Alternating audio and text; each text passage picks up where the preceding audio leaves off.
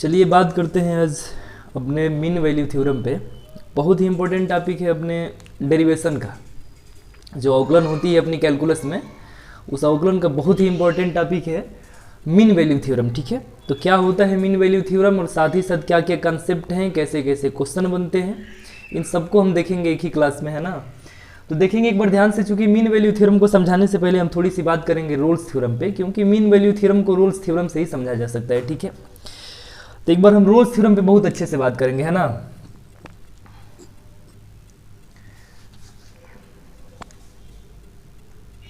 Roles प्रमेय बहुत अच्छे से एक्सप्लेन करेंगे इसको हम, क्योंकि रोल्स प्रमेय बहुत बड़ी चीज़ नहीं है, इसे समझना बहुत आसान होता है। साथ ही साथ मैं आपको बता दूं कि जिनको बहुत अच्छी खासी पकड़ होती है कैलकुलस पे, उनको ये चीज़ें याद भी नहीं करनी पड़ती है, सब कुछ बड़ी आसान वे से चलता जाता है। चलिए देखेंगे एक बार क्या होता है रोल्स थ्योरम, है ना। तो चूंकि रोल्स ने क्या बताया था, तो रोल्स ने बताया था कि यदि कोई फलन y is equal to f of x, है ना, किसी बंद अंतराल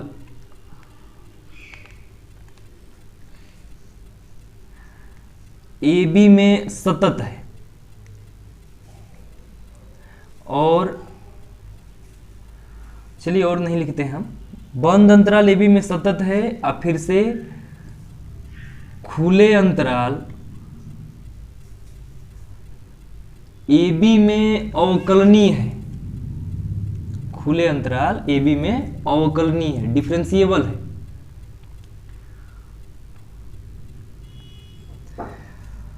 और f of a is equal to f of b, इतनी बातें उन्होंने बताया था कि यदि कोई फलन y बराबर एफ ऑफ एक्स किसी बंद अंतराल ए बी में सतत है और खुले अंतराल ए बी में अगर अवकलनीय है, सारी बातों को बहुत अच्छे से एक्सप्लेन करेंगे ये बंद अंतराल खुले अंतराल के बारे में, है ना। साथ ही साथ ये भी बात करेंगे कि इसमें अवकलनीय और इसमें सतत का क्या एक्चुअली मीनिंग होना चाहिए। तो खुले अंतराल ए बी में जो है क्या अवकलनीय है, बंद अंतराल ए बी में सतत है, एंड साथ ही साथ f a is equal to f b. अगर इतनी बातें अगर किसी फलन में फॉलो हो रही होती है तो तब वहां पे रोल्स थ्योरम लागू होता है। रोल्स थ्योरम उसने ये बताया था कि तब एक बिंदु सी, है ना, इस अंतराल ए बी में, है ना, बिंदु सी अंतराल, ऐसे में लिख देता हूं, ए बी में ऐसा बिंदु होता है कि एफ डैश सी, यानी कि जो फलन का अवकलन है ना, जो फलन का अवकलन है पर्टिकुलर इस पॉइंट पे, किस पे, पॉइंट सी पे, ये 0 होता है। थोड़ा सा इतनी परिभाषा से कुछ बनने वाली नहीं है, ना ही हम बहुत अच्छे से इसको अभी बता पाए हैं। हम बहुत अच्छे से इसको फिलहाल अब एक्सप्लेन करना चाहेंगे। ये तो परिभाषा उन्होंने मतलब सीधा का सीधा जो बोलना चाहिए था उसने बोल दिया, है ना, कि कोई फलन ये y equal to f of x, यानी कि बंद अंतराल में उसको बोल दिया कि सतत है, खुले अंतराल में ए बी में यानी कि अवकलनीय है, f a equal to f b. अगर इतनी बातें फॉलो हो रही होती हैं तब सी एक ऐसा बिंदु है कि ए और बी के बीच होता है। जरूर नहीं ए और बी के बीच का मतलब, देखिए सी से तात्पर्य है कि जो अंतराल ये ए है ना, या तो ए से बड़ा होगा ना, सॉरी, जो सी है वो ए से बड़ा होगा या ए के बराबर होगा, और छोटा हो सकता है, बराबर हो सकता है किसके, बी के। ऐसा है, मतलब अगर हम कह रहे हैं कि अगर 1 और 4 में यहां लिख देता हूं ऐसे, तो इस अंतराल के बीच में यानी कि 1 और 4 के बीच में 2 और 3 होते हैं, तो या तो 2 के बारे में बोल रहा हूं, नहीं तो 3 के बारे में बोल रहा हूं, यानी कि सी से मेरा तात्पर्य इसके बीच में, जैसे इसको कैसे लिखेंगे नंबर लाइन पे, तो 1 2 3 4 आप ऐसे लिखना चाहेंगे, तो 1 और 4 के बीच में यही ना बोलेंगे 2 और 3 है, तो या तो बिंदु 2 के बारे में बात कर रहे हैं, नहीं तो बिंदु 3 के बारे में बात कर रहे हैं। ठीक है, तो ये पॉइंट सी से अपना तात्पर्य 2 और 3 से। क्वेश्चन में इसको जब अप्लाई करेंगे तो बहुत अच्छे से समझ में आएगा। फिलहाल देखिए 1 मिनट के लिए अगर हम इसमें बात करें कि एक्चुअली उन्होंने बोलना कैसा है, तो एक बार परिभाषा को नोट करिए और इसके बाद बहुत अच्छे से समझेंगे कि इसमें जो छोटी छोटी चीजें ये नोट करें, इसका एक्चुअली मीनिंग क्या है ना। चलिए एक बार इसे बहुत बढ़िया ग्राफ से हम समझेंगे, इससे पहले कि इसको एक बार नोट करिए। बात करेंगे ना कि एक्चुअली इसमें जो चीज़ें हैं वो कैसे गिवन है और कैसे ऑपरेट होती हैं, और ये जो चीज़ें यहाँ पे जो उन्होंने नोट कर रखा है इनको क्वेश्चन में कैसे अप्लाई करना है, ये एक्चुअली इसकी डिफरेंशिएबल में मीनिंग क्या है ना, इन चीज़ों को बहुत अच्छे से हम देखेंगे। देखिए एक बार जैसे कोई फलन ए से बी में बंद अंतराल में, सतत का मेरा मतलब क्या है ना, कंटिन्यूटी के चैप्टर में बहुत अच्छे से मैंने बताया है कि कंटिन्यूटी का मतलब होता है और पर्टिकुलर बिंदु ए से बी, यानी कि close interval a to b में अगर सतत है, कंटिन्यूअस है, तो इसका मतलब ये है कि अगर हम बात करें कि y is equal to f of x का अगर कोई ग्राफ है यहाँ पे ऐसे, सपोज दैट यहाँ एक पॉइंट ए है यहाँ पे एक पॉइंट अपना B है, तो ये वाली लाइन रिप्रेजेंट कर रही है x is equal to a को, ये लाइन रिप्रेजेंट कर रही है x is equal to b को। तो आप देखिए 1 मिनट के लिए a से b में यहाँ और b में हम बात करें कि a से b तक, इसमें हो सकता है कि a से थोड़ी सी वैल्यू बड़ी वैल्यू होते होते यहाँ तक b से छोटी वैल्यू, सब कुछ इसी में शामिल होनी चाहिए। तो मतलब क्या है कि a से b में अगर फलन सतत है तो इसका मतलब कि a से b तक जितने बिंदु बनने चाहिए थे ना, इसमें c1 c2 c3 dot dot cn, इन सभी पॉइंट पे फलन का कंटिन्यूटी होना चाहिए, यानी कि इन सभी बिंदुओं पे फलन कंटिन्यूअस होना चाहिए। बोलने का मेरा मतलब ये है कि अगर हम ये कह रहे हैं कि कोई फलन है जो a से b में अगर कंटिन्यूअस है, मैंने कहा कि 1 से 5 तक फलन कंटिन्यूअस है, बिंदु 1 से लेके 5 तक, ऐसा 1 5 ये क्लोज इंटरवल में कंटिन्यूअस है, तो इसका मतलब ये जरूरी होना चाहिए कि फलन, कोई भी फलन अगर ये a से b में अगर कंटिन्यूअस है, खुले अंतराल बंद अंतराल में कंटिन्यूअस है, तो इसका सीधा सीधा मतलब ये है कि वह 1 और 5 के बीच उपस्थित हर बिंदुओं पे कंटिन्यूअस होना चाहिए, तभी कोई फलन बंद अंतराल में कंटिन्यूअस कहलाता है। मतलब कि अगर 1 पे भी इसकी कंटिन्यूटी चेक करेंगे फलन की, 5 पे भी चेक करेंगे, साथ ही साथ हम चेक करेंगे 1 के बाद 2 पे, 2 के बाद 3 पे, 3 के बाद 4 पे एंड 5 सब पे चेक करना चाहेंगे हम। तो ये चूंकि इसमें ऐसे ऐसे क्वेश्चन होते हैं और ऐसे फलन गिवन होते हैं जो ऑलरेडी कंटिन्यूअस होते ही होते हैं। तो हम चलिए बात कर रहे थे कि खुले अंतराल ए बी में अवकलनीयता का एक्चुअली मीनिंग क्या है। तो मैं अवकलनीयता वाले चैप्टर में बहुत अच्छे से आपको डिस्कशन करा है ना कि जो डिफरेंशियबिलिटी एक्चुअली होती है ना कि फलन का अगर ग्राफ बन रहा है तो उस ग्राफ के हर एक पॉइंट पे खींची जाने वाली यूनिक स्पर्शी आपको प्राप्त हो। मतलब खुद समझिए आप मैं क्या बोलना चाहूँ कि अगर मैंने कहा कि यहाँ से लेके यहाँ तक फलन अपना कंटिन्यूअस है, कहीं ब्रेक नहीं करना चाह रहे हैं, ठीक है, तो अगर हम इस बिंदु को हटा लें, इसको और इसको, तो तब अब इसका मतलब कि ये लास्ट वाला ये और पहला वाला हटाना पड़ेगा, यानी कि ए को बी को हटा लिए, तो आप देखो ग्राफ को देख के समझो कि हर एक बिंदु पे स्पर्शी आप ड्रा कर सकते हैं ऐसे। तो ये जो चीजें यहाँ से लेके यहाँ तक एक्सप्लेन करा है ना, इससे सीधा सीधा हमें ये समझना है कि बस खाली आप एक चीज चेक कर लीजिए कि अगर बंद अंतराल ए बी में फलन सतत है तो इतना में गारंटी है ना कि वो कंटिन्यूअस होगा। ठीक है, ये सारी चीजें मतलब बहुत ज्यादा लिखना पढ़ना नहीं होता है, वो देख के ही क्वेश्चन समझ में आ जाते हैं। हाँ, ये चीजें चेक करनी होती है कि फलन में आप ए की वैल्यू पुट करिए, F of A find out करिए, आप बी की वैल्यू पुट करिए, बी फाइंड आउट करिए। अगर दोनों इक्वल होते हैं तो तब जाके उन्होंने ये बताया था कि एक बिंदु सी इस प्रकार होता है, ए और बी अंतराल के बीचों बीच, चाहे बीच से थोड़ा सा इधर उधर हो सकता है, ठीक है, जिसपे फलन जो होता है ना ऐसे, जिसपे फलन की जो अवकलन है उसकी वैल्यू 0 होती है। अच्छा, अब समझेंगे हम कि बहुत अच्छी तरह से मैंने ये चीज़ें बताया है कई बार कि f dash c equal to 0 का मतलब मेरा क्या होना चाहिए कि फलन का अवकलन एट पॉइंट सी। हम अच्छी तरह समझते हैं कि जो पॉइंट सी है इसको उठा के रखा गया फलन को अवकलन करके, इसका मतलब ये है कि फलन के ग्राफ पे एक बिंदु सी जिसपे खींची जाने वाली स्पर्शी की प्रवणता फाइंड आउट कर रहे हैं। आया स्पर्शी की प्रवणता 0 होने का मेरा मतलब क्या है, तो 0 होने का मतलब सीधा सीधा ये बनना चाहिए कि tan थीटा की वैल्यू 0 है, यानी प्रवणता 0 है। अब प्रवणता एक ही शर्त पे 0 होता है जब रेखा किसके पैरेलल हो जाती है, एक शख्स के पैरेलल हो जाती है। तो आइए एक बार इस चीज को बहुत अच्छे से ग्राफ से मैं एक्सप्लेन कर रहा हूँ, ठीक है। चलिए बात करेंगे ना, इसको ग्राफ से बहुत अच्छे से समझेंगे। तो रोल्स थ्योरम बहुत बड़ा चीज ना बोल के चले गए, है ना, ऐसा उन्होंने कुछ नहीं बोला कि जो आपको समझ में ना आए, ये आप भी महसूस कर सकते हैं। एक बार देखिए ग्राफ से देख रहे हैं ना कि अगर y is equal to f of x question में कोई फलन गिवन है, अगर उसका ग्राफ के बारे में हम बात करें तो उसका ग्राफ कुछ यूं बन सकता है, कुछ ऐसा। अगर यहाँ पे एक पॉइंट है a, तो ये वाली लाइन रिप्रेजेंट कर रही है x is equal to a को। अगर यहाँ पे एक बिंदु है, यहाँ पे अगर b, तो ये लाइन रिप्रेजेंट कर रही है x is equal to b को। यहाँ पॉइंट है a। तो आप चीजों को देख के ध्यान से समझिए कि अगर a से b में फलन कंटिन्यूअस होने का मतलब कि यहां से लेके यहां तक फलन का ग्राफ ब्रेक नहीं कर रहा है। तो जब फलन का ग्राफ ब्रेक नहीं कर रहा है तो यहां से लेके यहां तक अगर ये प्रारंभिक बिंदु को अंतिम बिंदु को छोड़ दें, क्योंकि प्रारंभिक अंतिम छोड़ने का मतलब ये है कि इस पे अगर इस पे बोलें तो अगर ये a है b है तो इस पे आप टेंजेंट स्पर्शी नहीं ड्रा कर सकते। जब करेंगे तो कई स्पर्शी ड्रा हो सकती है, कई स्पर्शी जहाँ ड्रा होती है उस पर्टिकुलर पॉइंट पे फलन अवकलनीय नहीं होता है, मैं बहुत अच्छे से बताया हूँ, ठीक है। तो ठीक इसी प्रकार हम समझ जाएं कि अगर पहले वाले बिंदु को अंतिम बिंदु को छोड़ देंगे तो देख के ग्राफ आपको समझ में आनी चाहिए कि हर एक बिंदु पे स्पर्शी संभव है, यहाँ पर हर जगह संभव है, ऐसे हर जगह संभव है। तो आप मेरे को एक चीज बताओ सीधा का सीधा कि इसका मतलब कि फलन ए से बी में अगर मतलब बंद अंतराल क्लोज इंटरवल में अगर कंटिन्यूअस है तो ओपन इंटरवल में वो डिफरेंशिएबल भी होगा। एक कहानी और इसकी बन रही है कि f a is equal to f b, यानी कि अगर मैं कहूँ कि ये वाला अगर लाइन में ड्रा कर रहा हूँ इस पे कि यही ना वैल्यू है एफ ए, ये वाली जो दूरी क्या है एफ ए है।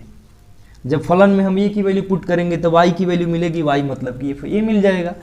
तो इसी के पैरेलल अगर यहाँ पे मैं खींच रहा हूँ तो ग्राफ पे अब एक यहाँ पॉइंट मेरे को मिल रहा है, तो इसको मैं थोड़ा हटा रहा हूँ, अब बी को हम ले रहे हैं यहाँ पे ऐसे, ठीक है, कि x is equal to b को रिप्रेजेंट कर रही है। तो तब ये वाली लाइन अगर बी है तो तब इसका मतलब कि ये वाली जो डिस्टेंस बन रही है वो एफ बी बन रही है। ऐसा मतलब कि अगर फलन ए से बी में कंटिन्यूअस है या अगर पहले अंतिम बिंदु को छोड़ दें तो हर एक बिंदु पे कंटिन्यूअस अगर हो ही जाता है तो डिफरेंशिएबल भी हो गया। तो तब एक ही शर्त पे ऐसी ग्राफ बन सकती है कि ये वाली और ये वाली दूरी भी आपस में बराबर मिले आपको, मतलब कि ये जो पॉइंट है ये पॉइंट है दोनों एक ही रेखा में मिल जाए। तो तब तो इस टाइप के ग्राफ में दो प्रकार के ग्राफ ही केवल संभव है, या तो एक प्रकार का ऐसा ग्राफ हो जाए और नहीं तो एक प्रकार का ऐसा भी ग्राफ हो सकता है ऐसा कि अगर यहाँ अपना पॉइंट ए है अगर यहाँ पॉइंट बी है ऐसा, तो अगर ये एक लाइन में बन गए ऐसे ऐसे है ऐसे, तो तब पूरा का पूरा इस तरह का दो ही ग्राफ संभव है। इन दोनों ग्राफ को देख के एक बार समझिए कि एक बार जरूर पीक बनेगा ऐसे ग्राफ में। पीक बनने से मेरा तात्पर्य है कि यहाँ पे देखिए एक श्रृंग गर्त बनते हैं ना, ये गर्त है यहाँ पे श्रृंग बन रहा है। तो जब श्रृंग गर्त बनेगा तो श्रृंग गर्त से मेरा तात्पर्य है कि जहाँ एकदम ये वाला बन रहा है अपना पीक, तो इस पीक पे आप स्पर्शी ड्रा करेंगे तो आपको ऐसा नहीं लग रहा है कि एक अक्ष के पैरेलल बनेगी ऐसा। अब फिर से अगर हम इस पॉइंट पे स्पर्शी ड्रा करें तो ये भी एक अक्ष के पैरेलल है, एक अक्ष के पैरेलल खींची गई सरल रेखा की प्रवणता क्या होती है, 0 होती है। तो ये तो मतलब कुछ था ही नहीं, ये बस ऐसे ही समझ जाना है कि फलन ए से बी में कंटिन्यूअस है यानी कंटिन्यूअस ही है। तो ए से बी में अपना जो है कि ओपन इंटरवल में अवकलनीय भी होगा। F a is equal to f b, यानी कि जो ये वाली चीज़ है ना, ये वाली डिस्टेंस अगर दोनों में सेम है, जैसे यहाँ पे सेम है ये वाली और ये वाली, तो तब फिगर को देख के समझ में आ रहा है कि ऐसे दो प्रकार के फिगर बन सकते हैं, या तो ऐसा नहीं तो ऐसा। तब पिक तो इसमें बनना एकदम अपना लाजिम हो जाता है। तो जब पिक बन गया तो उस पिक पे खींची गई स्पर्शी की प्रवणता 0 होगी।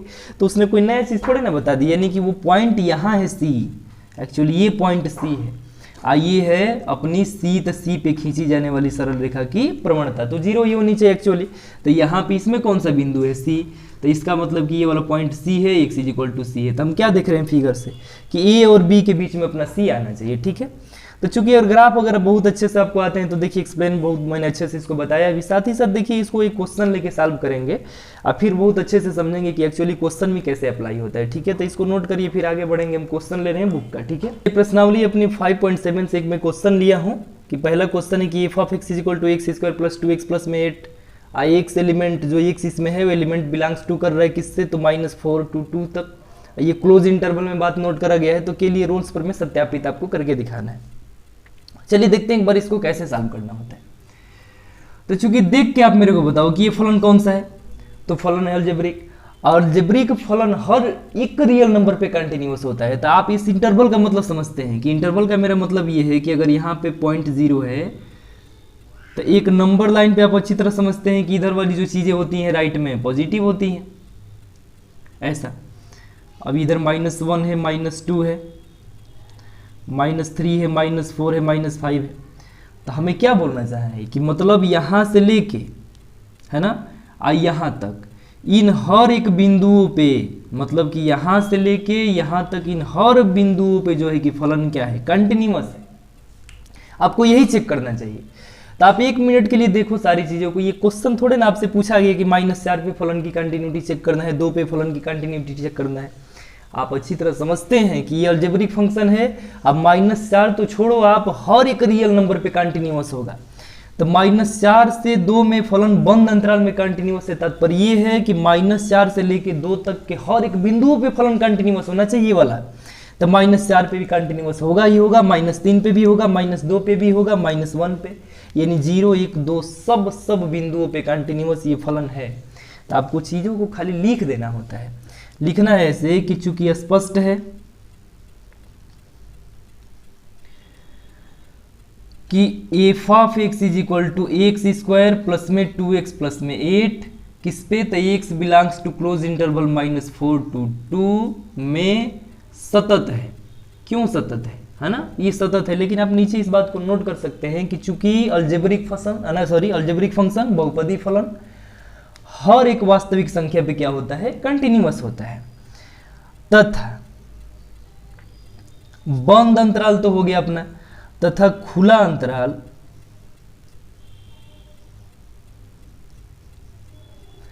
-4 से 2 में फलन अवकलनीय भी है, क्योंकि इसका ग्राफ कहीं ब्रेक नहीं करेगा। तो -4 को छोड़ दें, 2 को छोड़ दें, तो हर एक बिंदु पे फलन क्या है, अवकलनीय भी है।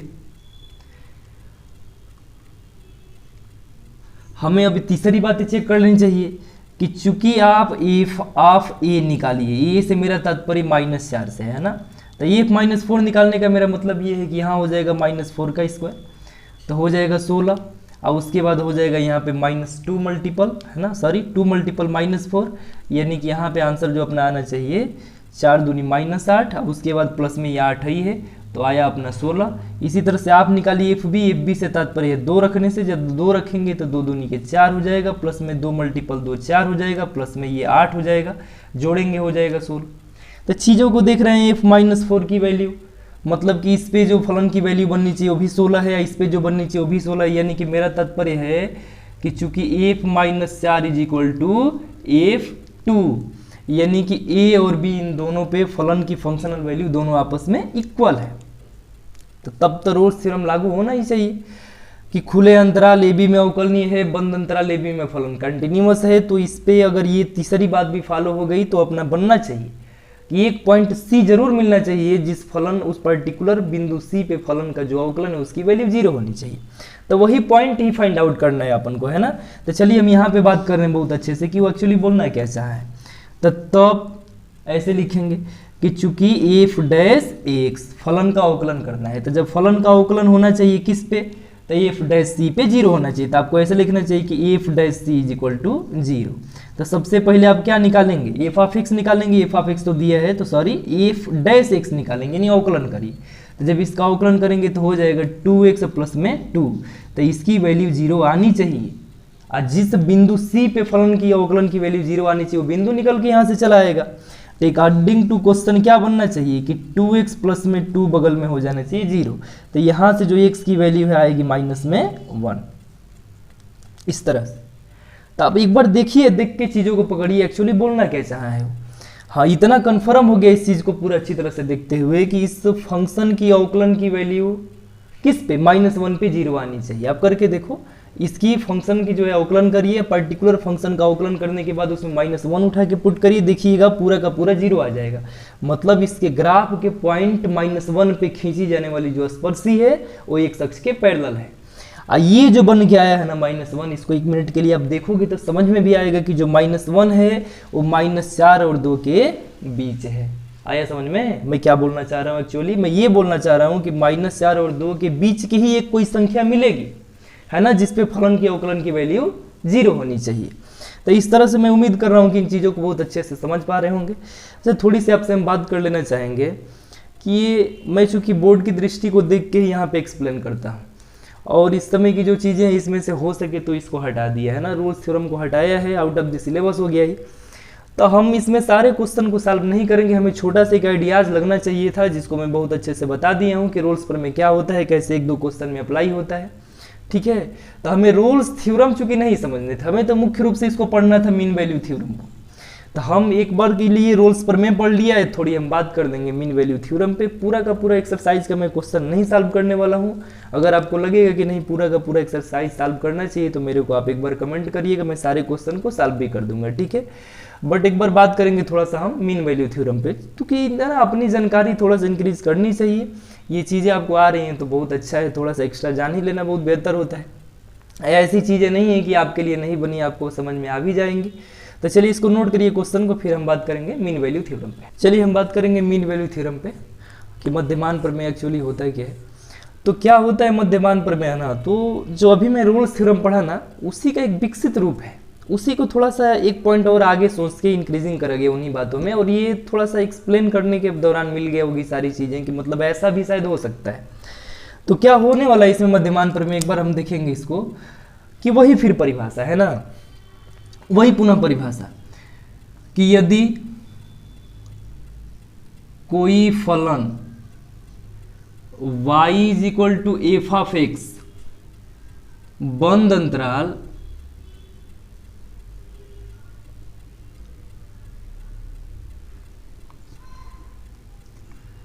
ए बी में सतत है ऐसे, और ओपन इंटरवल ए बी में अवकलनीय है,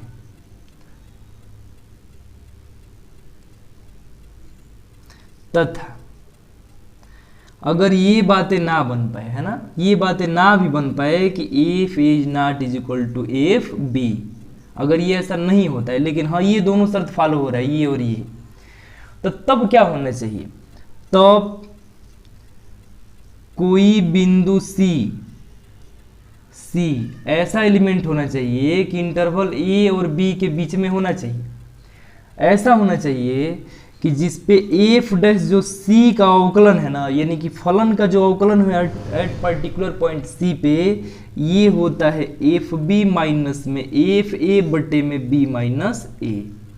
अगर ये जीरो ना हुआ तब के लिए, तो तब के लिए मीन वैल्यू थ्योरम अपनी काम करती है। तो चलिए इसको थोड़ा सा हम ग्राफ से समझेंगे। ये जो चीज़ें हैं देखिए, थोड़ी मैथमेटिकली जो चीज़ें होती हैं इन पे पकड़ अभी थोड़ी सी समझदारी कम मजबूत हो पाती है, लेकिन यही चीज़ें ग्राफ से एक्सप्लेन करने के बाद वो चीज़ें एकदम दिमाग में सेट हो जाती हैं। तो चलिए इसके ग्राफ को एक बार हम देखेंगे कि एक्चुअली ये बोलना कैसा है। तो आप चीज़ों को एक बार ऐसे देख सकते हैं कि y is equal to f of x है, तो इसका ग्राफ कुछ ना कुछ बनना चाहिए। तो अगर सपोज दैट कि इस तरह का ग्राफ अगर मैं बना लूँ इस तरह से, यहाँ पे एक पॉइंट है ए, ऐसे x बराबर है, एक यहाँ पे पॉइंट है अपनी x is equal to b, ऐसे। तो तब एक चीज आपको समझ में आना चाहिए कि इस चीज को देख के आप बताओ कि जो इसमें एफ ए है वो बराबर नहीं है एफ बी के। ग्राफ से तो ये स्पष्ट में हो रहा है। हाँ, यहाँ से लेके यहाँ तक जो फलन है वो डिफरेंशिएबल भी है, साथ ही साथ अपना कंटिन्यूअस भी है। बट हाँ, इतनी चीज़ों को मेरे को समझ में आ जाना चाहिए कि जो ये वाली दूरी है इस दूरी के इक्वली नहीं है। तो f is not equal to f b तो है, तो तब ये चीज़ें कैसे निकल के आई होंगी। तब मेरे को एक चीज़ आप यहाँ पे बताओ कि ये वाला पॉइंट एक्चुअली होना क्या चाहिए। तो ये पॉइंट आपको ऐसा लग नहीं रहा है कि होना चाहिए ए कामा एफ ए ऐसा, और ये वाला पॉइंट तो बी, और ये वाली संगत करस्पॉन्डिंग वैल्यू ये वाली ये, तो ये है अपना एफ बी, ऐसे ऐसे, ठीक है। तो तब अगर कोई पॉइंट यहाँ ए है यहाँ बी है, तो आप मेरे को ए बी की प्रवणता बताइए। तो जो ए बी की प्रवणता है ऐसे, वो कितना होनी चाहिए। तो आप समझते हैं कि अपना होना चाहिए एफ बी माइनस में एफ ए, यानी फार्मूला पढ़े होंगे कोऑर्डिनेट ज्योमेट्री में बहुत अच्छी तरह से कि दो बिंदु से होके जाने वाली सरल रेखा की जो प्रवणता होती है y2 माइनस y1 बटे में x2 माइनस x1, ठीक है। और नीचे तो यही है y2 माइनस y1 बटे में x2 माइनस x1, सॉरी ये b होना चाहिए ऐसे, तो b माइनस a, ये वाला। तो ये तो प्रवणता है सीधा का सीधा किसकी, सरल रेखा ये b की। तो आप इन चीज़ों को देख के पकड़ सकते हैं कि जो इसमें यहाँ पे जो एक ना, यहाँ से थोड़ा सा जहाँ से अपना इंक्रीजिंग डिक्रीजिंग बन रहा है पॉइंट ये वाला, इस पॉइंट पे आप अच्छी तरह से देखो कि क्या इस पॉइंट सी पे अगर स्पर्शी हम ड्रा करते हैं तो ये वाली स्पर्शी ए बी के पैरेलल नहीं होगी।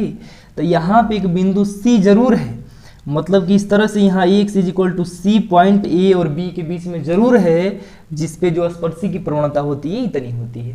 क्योंकि दो सरल रेखाएं जब एक दूसरे के पैरेलल होती हैं तो उस पैरेलल वाली सरल रेखाओं की प्रवणताएं आपस में इक्वल होती है। तो इसी चीज को ये नोट करा है कि चूंकि प्रवणता तो ये भी की है, लेकिन एक बिंदु सी ऐसा यहाँ पे पीक पे बन रहा है जहाँ पे कर्व अपना अपवर्ड डाउनवर्ड होने वाला है, वहां से एक्चुअली एक बिंदु सी जरूर ऐसा है कि जिस सी पे खींची गई स्पर्शी जो है कि ए बी की प्रवणता के इक्वल है।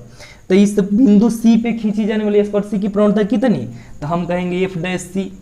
एफ डैश सी की वैल्यू कितना होना चाहिए, तो ए बी की प्रवणता के बराबर। तो ए बी की प्रवणता कितनी, तो यही है ना। तो यही चीजें प्रूव करके आ भी गई एफ बी माइनस में एफ ए बटे में बी माइनस ए। उम्मीद कर रहा हूं कि आप इन चीज़ों को मध्यमान प्रमेय को बहुत अच्छे से समझ पा रहे होंगे। आ रही क्वेश्चन की बात, रोल्स थ्योरम पे मैंने एक क्वेश्चन को लागू करके दिखाया है, कैसे का अप्लाई होती है, कैसे क्वेश्चन को सॉल्व करना होता है।